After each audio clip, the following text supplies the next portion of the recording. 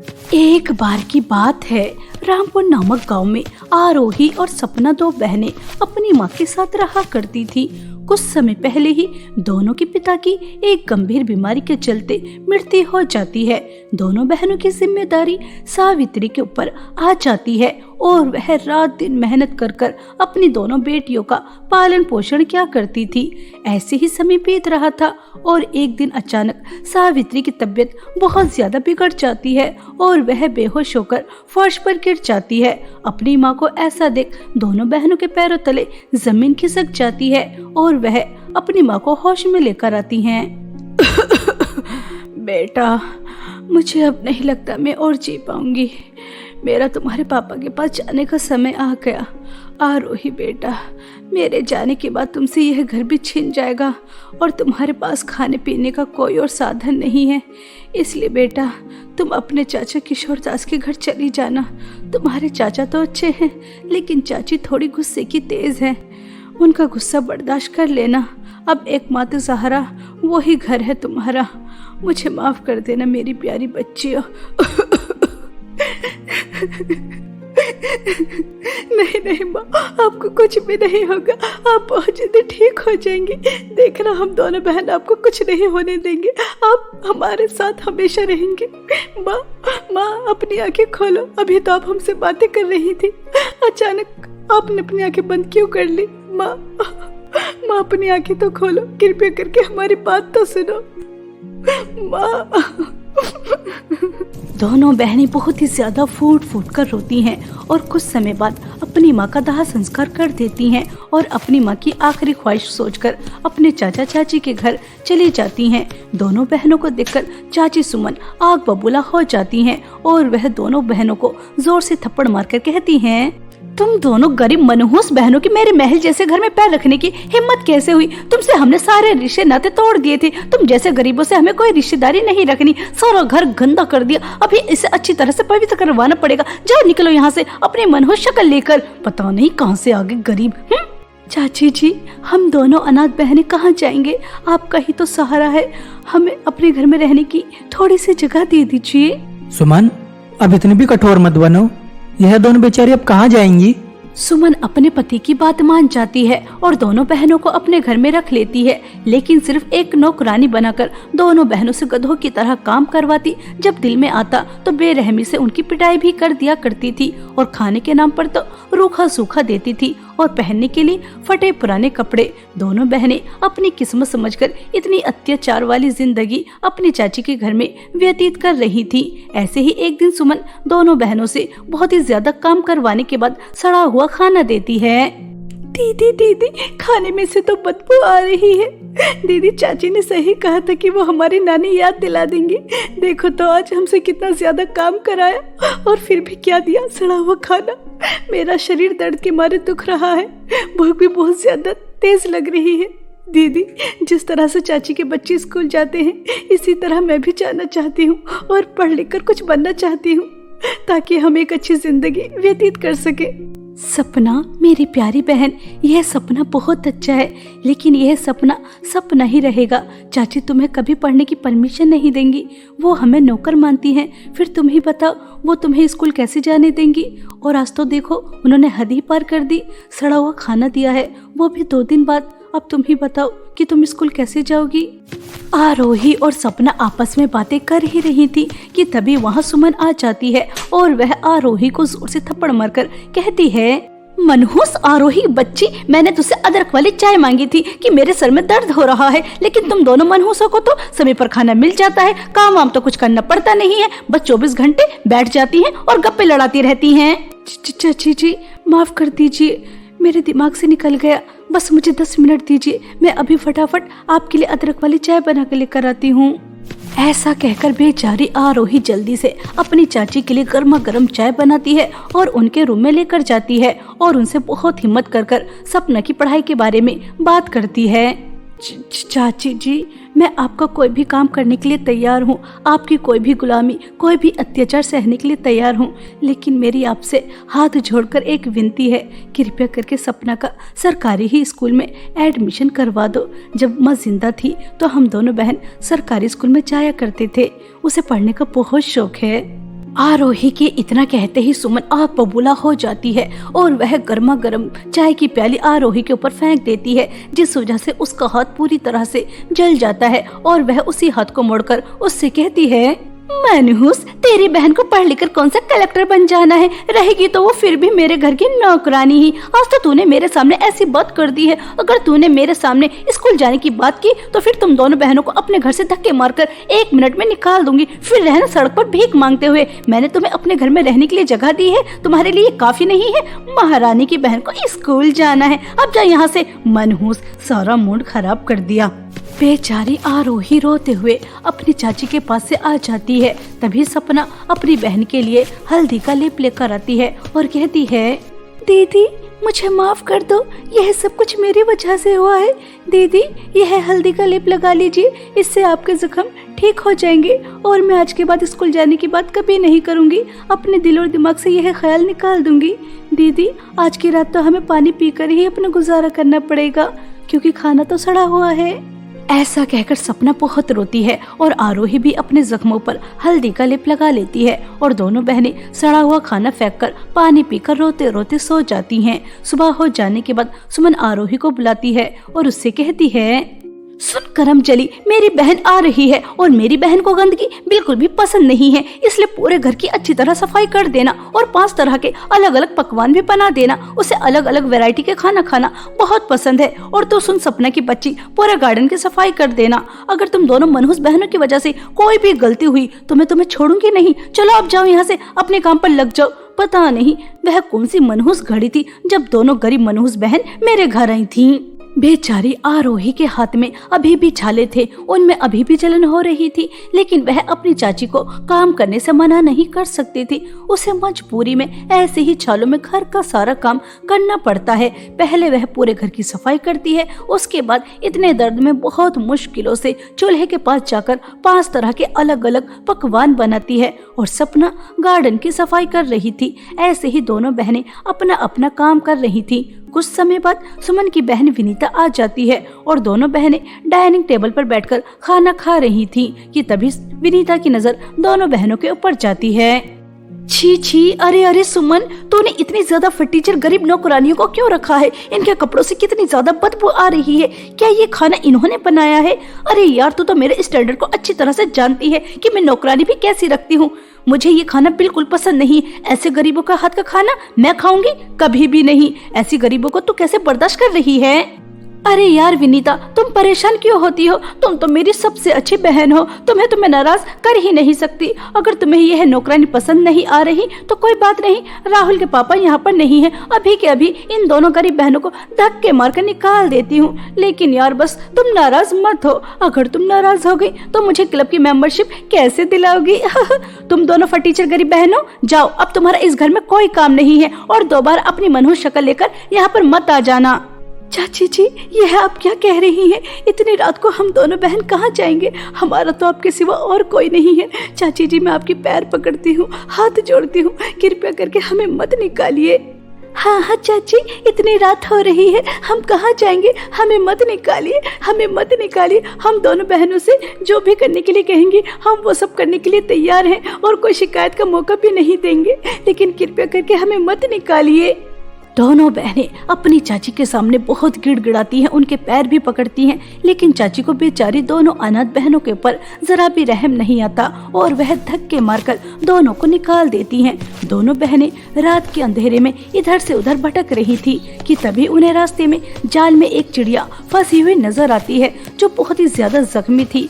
आरोही तुरंत उसके पास जाती है, उसे जाल से बाहर निकालती है, नदी से पानी पिलाती है और जड़ी बूटी के पेड़ से लेकर कुछ जड़ी बूटियां उस चिड़िया के जख्मों पर लगाती है। जैसे ही वह चिड़िया ठीक होती है तो वह अपने असली रूप में आ जाती है। असल में वह एक बहुत सुंदर परी थी। तभी वह दोनों बहनों से कहती है, तुम दोनों बहन बहुत अच्छी हो। तुमने एक परिंदे को बचाने के लिए कितना प्रयास किया। तुम बहुत अच्छी हो, इसलिए मैं तुम्हारी मदद करना चाहती हूँ। आओ मेरे साथ चलो, मैं तुम्हें नदियों के जादुई 3 नेकलेस की नदी के पास लेकर चलती हूँ। ऐसा कहकर परी अपने साथ दोनों बहनों को नदियों के जादुई 3 नेकलेस के पास लेकर जाती है। एक नेकलेस की नदी में सोना बह रहा था, दूसरे नेकलेस की नदी में हीरे बह रहे थे और तीसरे नेकलेस की नदी के पास मासूम मासूम छोटे छोटे बच्चे बैठे हुए थे। वहां जाकर परी दोनों बहनों से कहती है, आरोही और सपना, यह हमारी जादुई 3 नेकलेस की नदियां हैं। जिस नदी से सोना बह रहा है, अगर वह नेकलेस पहनती हो तो तुम्हारे सामने सोना ही सोना आ जाएगा, और अगर हीरे वाला नेकलेस पहनती हो तो तुम्हारे सामने हीरे ही हीरे आ जाएंगे। और अगर तुम जिस नेकलेस के पास छोटे छोटे मासूम बच्चे बैठे हैं वह नेकलेस पहनती हो तो यह बच्चे चुड़ैल की कैद से आजाद हो जाएंगे और तुम्हें 10,000 रुपए मिलेंगे। अब तुम्हारे हाथ में है कि तुम सारी जिंदगी हीरे और सोना लेकर सारी जिंदगी ऐश करना चाहती हो, या फिर इन मासूम बच्चों को चुड़ैल की कैद से आजाद कराकर 10,000 रुपए लेना चाहती हो। परी जी, हमें हमेशा हमारी माँ ने समझाया है कि मुसीबत में आए लोगों की मदद करनी चाहिए और लालच तो कभी नहीं करना चाहिए। और यह मासूम बच्चे अपने परिवार से अलग हैं और परिवार की क्या अहमियत होती है हम दोनों बहन अच्छी तरह से जानते हैं, इसलिए हम धन दौलत का लालच नहीं करेंगे। चुड़ैल से इन बच्चों को छुड़ाकर 10,000 रुपए लेकर अपना कोई काम शुरू करेंगे और मेहनत से कमाएंगे और खाएंगे। तुम दोनों ने धन दौलत का लालच नहीं किया, इसलिए मैं सोने और हीरे के नेकलेस तुम्हें देती हूँ। मैं तो बस तुम्हारी परीक्षा ले रही थी और तुम अपनी परीक्षा में पास हो गई।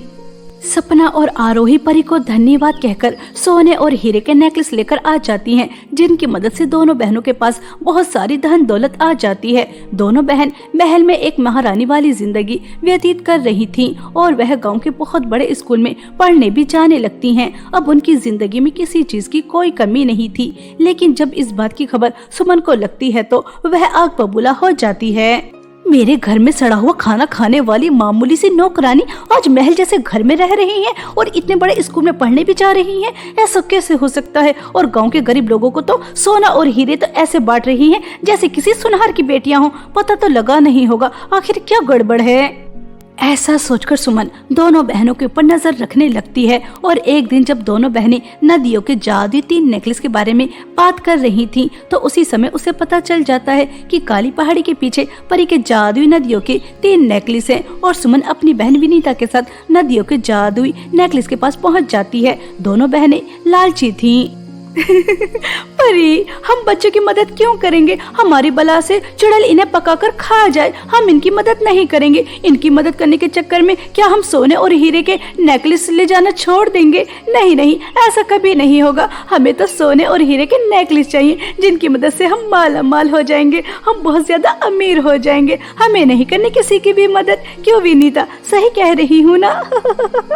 दोनों बहनें धन दौलत का लालच करती हैं और वह सोने और हीरे की नदियों के जैसे ही नेकलेस पहनती हैं तो वह उसी नदी में डूबकर बहुत दूर चली जाती हैं और कभी वापस नहीं आती। इस तरह सुमन और विनीता को उनके लालच और बुरे कर्मों की सजा मिल जाती है। और वहीं दूसरी तरफ आरोही और सपना अपने अच्छे स्वभाव और उन्होंने लालच नहीं किया था, इसलिए वह एक हंसी खुशी जीवन व्यतीत करती हैं। बहुत समय पहले की बात है, किशनपुर नामक गांव में काजल अपने माता पिता के साथ हंसी खुशी रहा करती थी। काजल पढ़ाई लिखाई में बहुत ही ज्यादा होशियार थी, वह हमेशा फर्स्ट आया करती थी। इस बार भी वह 10th क्लास में फर्स्ट आती है। तभी वह अपने माता पिता से कहती है, मम्मी पापा जल्दी से 2 मिनट के अंदर अंदर तैयार हो जाइए, क्योंकि मैंने एक रेस्टोरेंट में पार्टी रखी है। 10th क्लास में सबसे ज्यादा नंबर आने की खुशी में मेरे सभी दोस्त भी वहाँ पर आ जाएंगे। वहाँ पर जाकर हम बहुत एंजॉय करेंगे, ठीक है ना? बस जल्दी से तैयार हो जाइए, आज मैं बहुत ज्यादा खुश हूँ। काजल की बातें सुनकर काजल के माता पिता दोनों बहुत ही ज्यादा खुश हो जाते हैं और वह तैयार होकर काजल के साथ पार्टी में जाने के लिए घर से निकल जाते हैं। पूरा परिवार बहुत ही ज्यादा खुश था, स्पेशली काजल बहुत ज्यादा खुश थी। लेकिन होने को कौन रोक सकता है? जब जिसके साथ जो होना होता है हो ही जाता है। ऐसा ही काजल के परिवार के साथ होता है। उनकी कार का एक खतरनाक एक्सीडेंट हो जाता है। वहाँ खड़े लोग कुछ लोग तुरंत काजल और उसके माता पिता को हॉस्पिटल पहुँचा देते हैं। कुछ समय बाद जब काजल के पिता किशोर दास को होश आता है तो वह अपनी पत्नी को और अपनी बेटी काजल को ढूंढने लगते हैं। तभी किशोर दास के पास डॉक्टर आती हैं और वह किशोर दास से कहती हैं, देखिए, हमें आपको बताते हुए बहुत दुख हो रहा है कि अब आपकी पत्नी इस दुनिया में नहीं रही। वह आपको और आपकी बेटी को हमेशा हमेशा के लिए छोड़कर इस दुनिया से दूसरी दुनिया में जा चुकी हैं। आपको सब्र और हिम्मत से काम लेना होगा। अभी आपको अपनी बेटी को भी संभालना है। आपकी बेटी के सर पर और हाथ पर चोट आई है। मैंने कुछ दवाइयाँ लिख दी हैं। समय समय पर अपनी बेटी को दवाई देते रहना, ठीक है? डॉक्टर की यह बातें सुनकर किशोर दास को बहुत दुख होता है।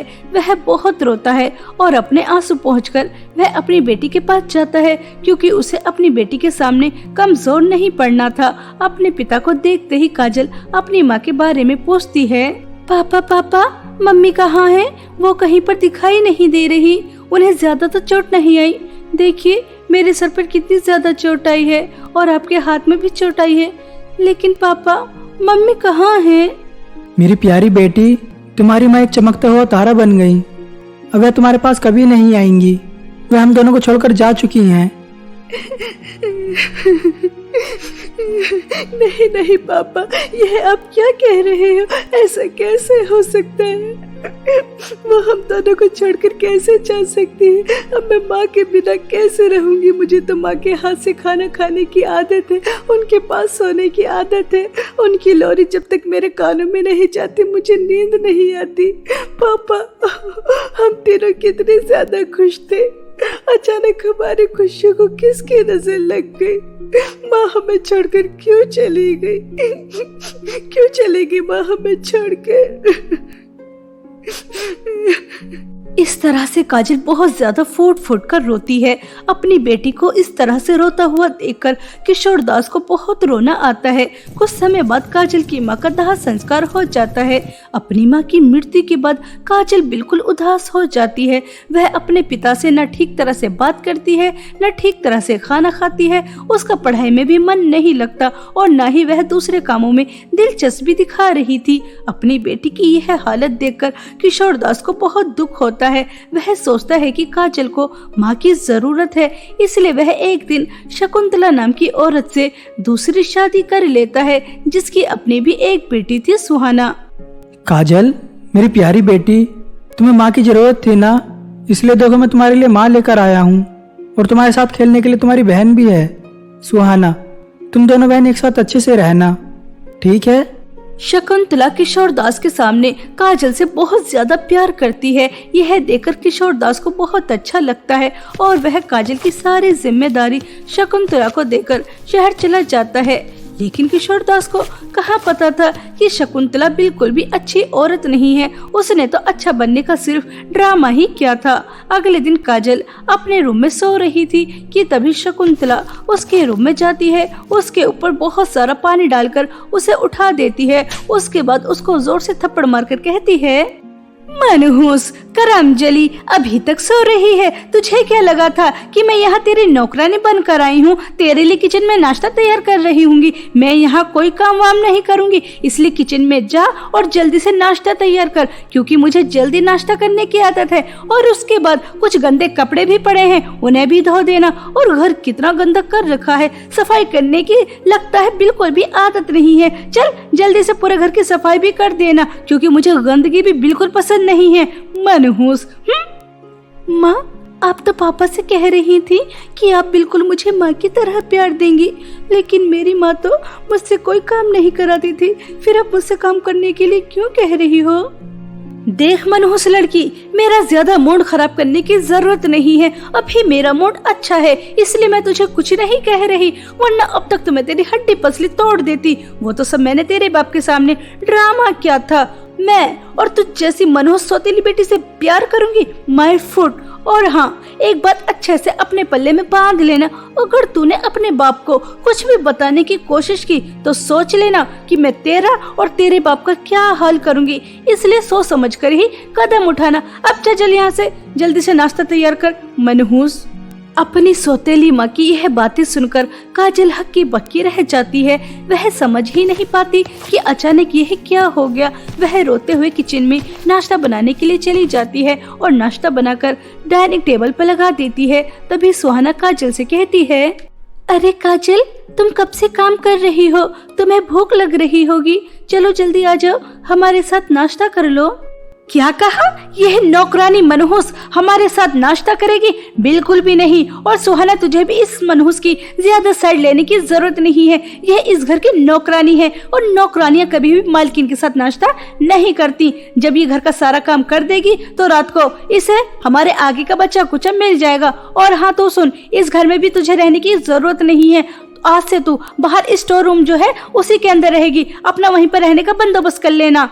बेचारी काजल क्या कर सकती थी? वह अपनी सौतेली माँ का अत्याचार चुपचाप सहन कर रही थी। अब वह पूरे दिन गधों की तरह काम करती और बदले में उसे रात को बचा कुचा खाना मिल जाता। और वह अपने घर में भी नहीं बल्कि बाहर टूटे फूटे स्टोर रूम में रहती है। ऐसे ही एक दिन शकुंतला बाहर से पिज्जा और बर्गर मंगाती है। तभी सुहाना अपनी माँ से छुपकर वह पिज्जा और बर्गर काजल के लिए स्टोर रूम में ले जाती है, जिसे देखकर काजल सुहाना से कहती है, अरे सुहाना, मेरी प्यारी बहन, तुम यहाँ पर क्या कर रही हो? अगर माँ ने तुम्हें यहाँ पर देख लिया तो फान आ जाएगा। और यह तुम मेरे लिए क्यों लेकर आई हो? तुम्हें नहीं लेकर आना चाहिए था। तुम माँ के स्वभाव को जानती नहीं हो। उन्हें तुम्हारा मुझसे बात करना बिल्कुल अच्छा नहीं लगता। और जब उन्हें यह पता चलेगा कि तुम छुपकर मेरे लिए पिज्जा और बर्गर लेकर आई हो, नहीं नहीं सुहाना, तुम यहाँ से जाओ। एक तरफ मुझे अपनी प्यारी बहन भी कहती हो और दूसरी तरफ मुझसे यहाँ से जाने की बात भी कर रही हो। देखो काजल, माँ तुम्हारे साथ जो भी कुछ करती है वह मुझे देखकर बिल्कुल भी अच्छा नहीं लगता। तुमने काफी समय से अच्छा खाना नहीं खाया। यह लो, खा लो, माँ को मैं संभाल लूंगी, प्लीज। सुहाना के बहुत कहने के बाद काजल वह पिज्जा जैसे ही खाने वाली होती है कि तभी वहाँ पर शकुंतला आ जाती है और वह काजल के हाथ से वह पिज्जा लेकर फेंक देती है और उसकी बहुत ज्यादा पिटाई करती है और उसका हाथ मोड़ते हुए उससे कहती है, अच्छा तो महारानी यहाँ पर पिज्जा और बर्गर खा रही है। मैं भी तो कहूँ, घर का इतना सारा काम थोड़े से बच्चे कुचे खाने में कैसे कर सकती है? मेरी बेटी से चोरी करवा कर अपने लिए स्वादिष्ट स्वादिष्ट खाना मंगवाती है। अगर मैं आज तुझे रंगे हाथों नहीं पकड़ती तो मुझे तो पता ही नहीं चलता कि मेरी नाक के नीचे क्या हो रहा है। नहीं माँ, आप गलत समझ रही हो। इसमें काजल की कोई गलती नहीं है। वो तो मैं ही जबरदस्ती खिला रही थी। बेचारी पूरे दिन नौकरानी की तरह काम करती रहती है।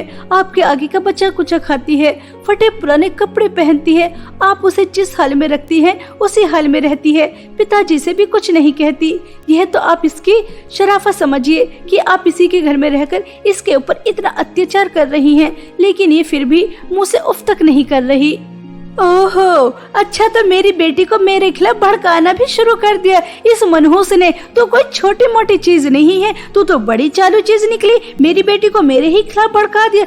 इसकी सजा तो तुझे बहुत अच्छी तरह मिलेगी।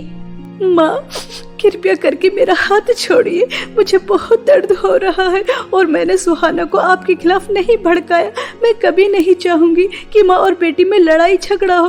कृपया करके मेरा हाथ छोड़ दीजिए, मुझे बहुत दर्द हो रहा है। नहीं नहीं, अब मैं तुझे इस घर में नहीं रहने दूंगी। अब मेरी बेटी भी तेरे ही रंग में रंगती जा रही है, इसलिए तुझे इस घर से निकालना बहुत ज्यादा जरूरी है। अगर तुझे अपनी जान प्यारी है तो जैसा मैं कहती हूँ वैसा एक नोट लिख, वरना अपनी जान से हाथ धो बैठेगी। मनहूस।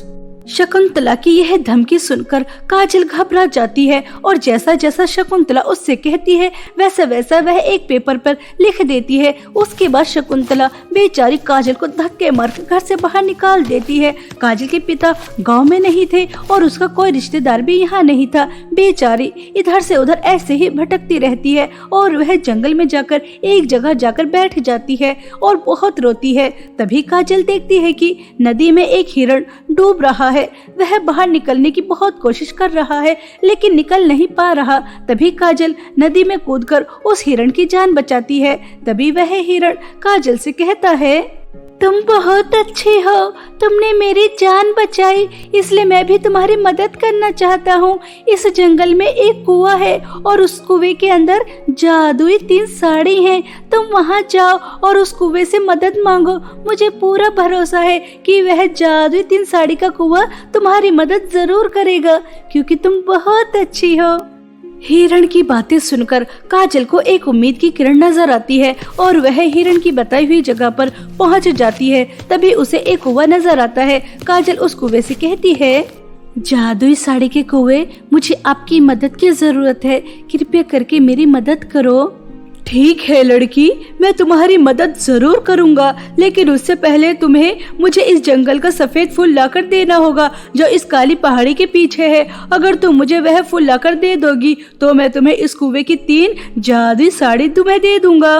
काजल कुएं की बात अच्छी तरह से समझ जाती है और वह उसके लिए सफेद फूल लेने के लिए निकल जाती है। तभी उसे रास्ते में एक बूढ़ी औरत बहुत सारा सामान ले जाती हुई नजर आती है। तभी काजल उस बूढ़ी औरत से वह सामान खुद ले लेती है और उसे उसके घर तक छोड़कर आती है। उसके बाद वह सफेद फूल लेने के लिए और आगे चलती है तो काजल देखती है कि 2 मासूम बच्चे रो रहे हैं और उन्हें खाने के लिए शेर आगे बढ़ रहा है। तभी अपनी जान पर खेलकर काजल उस शेर से उन दोनों मासूम बच्चों को बचाती है और जैसे जैसे काजल सफेद फूल लाने के लिए आगे बढ़ रही थी, उसे जो भी मजबूर, परेशान, दुखी मिलता है वह सबकी मदद करती चली जाती है और फाइनली काली पहाड़ी के पीछे से वह सफेद फूल लाकर जादुई 3 साड़ी के कुएं को दे देती है। तभी वह कुआं हंसता हुआ काजल से कहता है, काजल, तुम अपनी परीक्षा में पास हो गई। यह सफेद फूल मेरे किसी काम का नहीं है। मैं देखना चाहता था कि तुम्हारा दिल कैसा है, लेकिन तुम्हारा दिल तो बहुत अच्छा है। तुम्हारे रास्ते में जो भी आया तुमने सबकी मदद की, तुमने किसी को भी दुत्कारा नहीं। तुम बहुत अच्छी हो, इसलिए मैं तुम्हें अपने कुएं की जादुई 3 साड़ी देता हूँ।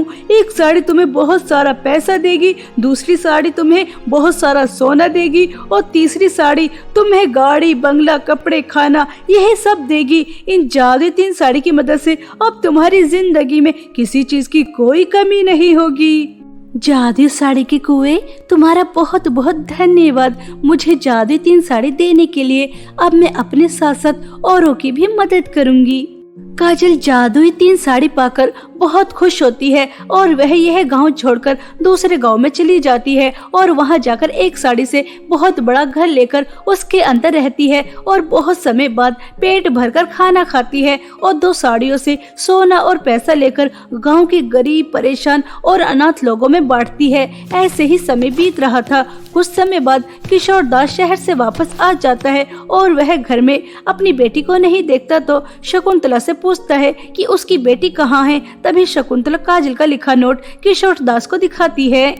देख लीजिए, अपनी आंखों से देख लीजिए, आपकी बेटी की ही हैंडराइटिंग है। पता नहीं कहाँ गई, किसके साथ गई, हमारी तो नाक ही कटा दी। मैंने आपको फोन करके इसलिए नहीं बताया, आप परेशान हो जाओगे और वह कल मुही कहीं मजे कर रही होगी। हाँ नहीं माँ, अब मैं चुप नहीं बैठूंगी। आपने मुझे तो काजल को ढूंढने नहीं दिया।